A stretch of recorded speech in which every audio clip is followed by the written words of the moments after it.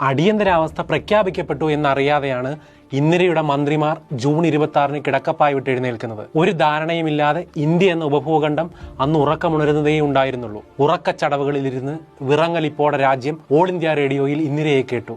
രാഷ്ട്രപതി അടിയന്തരാവസ്ഥ പ്രഖ്യാപിച്ചിരിക്കുന്നു. പരിഭ്രമിക്കാനൊന്നുമില്ല. The president has proclaimed emergency.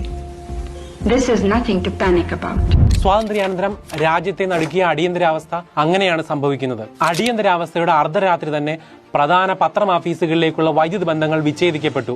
26-ാം തീയതി പത്രങ്ങൾ ഇറങ്ങാതിരിക്കാനുള്ള നടപടിയായിരുന്നു അത്. ജയപ്രകാശ് നാരായൺ, മുലായം സിംഗ് യാദവ്, രാജ് നാരായൺ, മൊറാർജി ദേശായി, കൃപാലിനി, സീതാറാം യെച്ചൂരി, പ്രകാശ് കാരാട്ട് ഉൾപ്പെടെ പ്രധാന നേതാക്കളൊക്കെയും അറസ്റ്റിലായി. കോൺഗ്രസ് ഇതര പാർട്ടിയുടെ നേതാക്കളും അണികളുമൊക്കെ വ്യാപകമായി ഇതിൽ ഉൾപ്പെട്ടു. നിയമസഭാ അംഗങ്ങൾ, വിദ്യാർത്ഥി നേതാക്കൾ, എഴുത്തുകാർ, ട്രേഡ് യൂണിയനിസ്റ്റുകളൊക്കെയും അറസ്റ്റിലായി. വിസ നിയമത്തിന്റെ പരിധിയിൽ ആയിരക്കണക്കിന് മനുഷ്യർ അറസ്റ്റിലായി. കണക്കനുസരിച്ച് വിസ നിയമത്തിൽ വിചാരണയില്ലാതെ 36,000 പേർ അന്ന് ജയിലിൽ കിടന്നു. എല്ലാ പൗരസ്വാതന്ത്ര്യങ്ങളും സസ്പെൻഡ് ചെയ്യപ്പെട്ടു. മൗലികാവകാശ ലംഘനങ്ങളിൽ സുപ്രീം കോടതിയിൽ റിട്ടുകൾ ഫയൽ ചെയ്യാനുള്ള അവകാശങ്ങൾ റദ്ദായി. പത്രങ്ങൾക്ക് മേൽ മുൻകൂർ സെൻസർഷിപ്പുകൾ ഏർപ്പെടുത്തി. കാർട്ടൂണുകൾ, ലേഖനങ്ങളെല്ലാം സെൻസർ ചെയ്യപ്പെട്ടു. പ്രസ് കൗൺസിൽ പിരിച്ചുവിടപ്പെട്ടു. മുഖ്യധാരാ മാധ്യമപ്രവർത്തകരടക്കം 253 മാധ്യമപ്രവർത്തകർ ജയിലിലായി. ലോക് സംഘർഷ സമിതി തുടങ്ങിവെച്ച സത്യാഗ്രഹത്തിനൊടുക്കം 80,000 സത്യാഗ്രഹികൾ ജയിലിലായി. ഇന്ത്യൻ ഫെഡറേഷൻ പൊടുന്നനെ യൂണിറ്ററി സംവിധാനമായി മാറി. സംസ്ഥാന സർക്കാരുകളുടെ അവകാശങ്ങളും അധികാരങ്ങളും റദ്ദു ചെയ്യപ്പെട്ടു.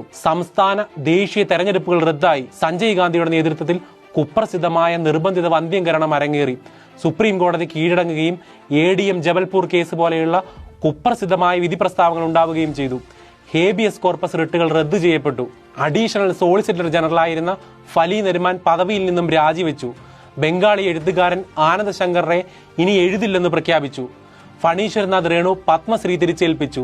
ശിവരാമ കാരന്ത പത്മഭൂഷൺ മടക്കി നൽകി. 1975 മുതൽ 1977 വരെ 21 മാസം നീണ്ടുനിന്ന ആഭ്യന്തര അടിയന്തരാവസ്ഥയുടെ ദുരിതങ്ങൾക്ക് എണ്ണമോ കണക്കോ ഇല്ല.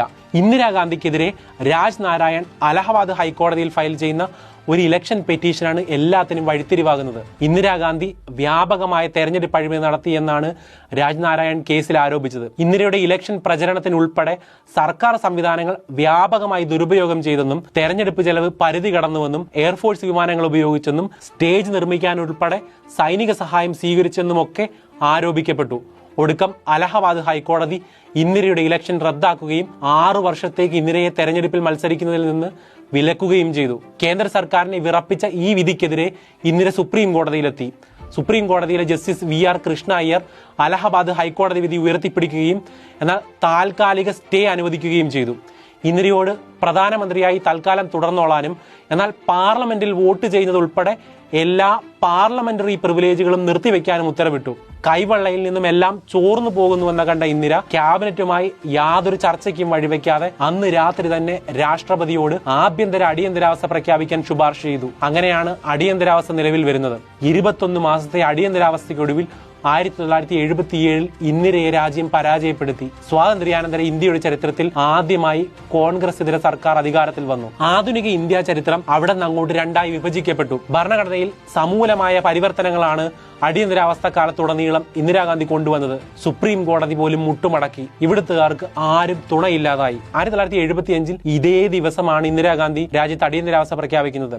രാജ്യം അടിയന്തരാവസ്ഥയുടെ ബാലപാഠങ്ങൾ ഉൾക്കൊണ്ടതുകൊണ്ടാണ് മോദി യുഗം അപ്രഖ്യാപിത അടിയന്തരാവസ്ഥയാണെന്ന് നമുക്ക് ബോധ്യമാകുന്നത്. അടിയന്തരാവസ്ഥയുടെ അടയാളം തിരിച്ചറിയാൻ സാധിക്കുന്നതും അത് നമ്മെ അലോസരപ്പെടുത്തുന്നതും അതുകൊണ്ട് തന്നെയാണ്. അങ്ങനെ ഒരു തിരിച്ചുപോക്കിലേക്ക് പോകാതിരിക്കാനാണ് നാം ഇനിയും ഒച്ച വെക്കേണ്ടത്.